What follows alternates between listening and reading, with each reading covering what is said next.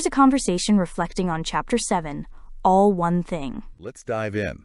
We are unpacking Chapter 7, All One Thing, from the lens that changes everything. And our goal today is to really get a handle on this third missing lens, which tackles what the source calls the ultimate illusion, this idea of separation.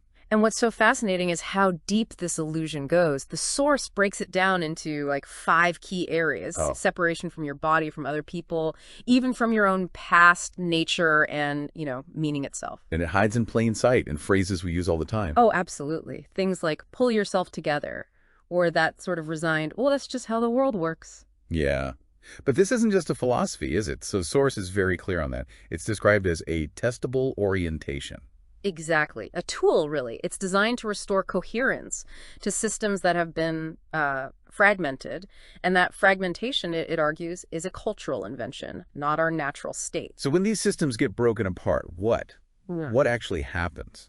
Well, the mechanics are pretty simple. 3 things always happen. First, signals stop being trusted. Second, any feedback gets misinterpreted as a failure. And the third? The third is that the system's own correction mechanisms get mislabeled as problems. Okay, hold on. Let's make that real. What does mislabeling a correction mechanism actually look like? Great question. So imagine a team where an employee points out a major flaw in a process. That feedback is a correction mechanism. It's essential data. It's essential. But if the system labels that person as negative or a problem, it's mislabeling. It's choosing to stay fragmented instead of healing. And this is where I think it's going to hit home for everyone listening. The source's big takeaway is that feelings like confusion, exhaustion, overwhelm, they aren't your personal defects. No, not at all. They are information, they're signals trying to restore alignment in a broken system. Let's apply that to the body then. Okay, so the body is redefined as this incredible sense-making system, right? Not just a machine to get work done, but when it sends a signal, like fatigue... We tell ourselves a story. We tell ourselves a story. I should just push through this, or I'm just being weak. We override the intelligence. And that very act, the pushing through, is what the source says creates the fragmentation. It's self-sabotage we've been taught to call discipline. Precisely. And the same logic applies to the past. We have this idea we can just, surgically remove it. Cut it out, move on. But the nervous system runs on pattern recognition. The past isn't baggage, it's data.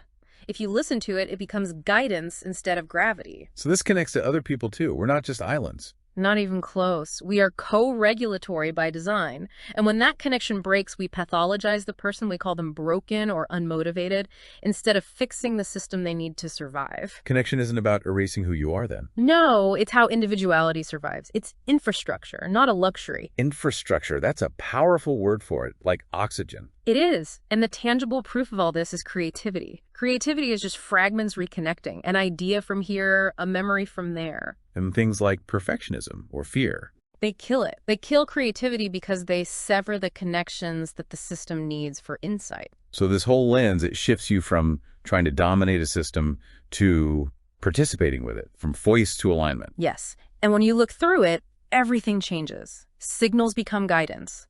The body becomes an ally. Nothing mystical was added. Something false was just removed. And this ties back to the other 2 lenses we've explored. It does. It restores the context they built, which makes change stop being a constant battle. Actually, before we go, for anyone catching up, can we do a quick reminder on origin triangulation and BTSDO? Yeah. Just so this final piece clicks into place. Of course. Origin triangulation was about seeing where your ideas about yourself came from. And BTSDO reframes struggle as an optimal adaptation to a bad environment, not a disorder. That brings it all together. Yeah. So here's the final thought. If burnout and anxiety are, as the source says, forms of compensation against a system that's too controlling, what subtle act of domination might you be applying in your own life right now? Something to think about. Thanks for listening. Before moving on, take a pause and read the next chapter. The conversation for that chapter will be waiting here when you're ready.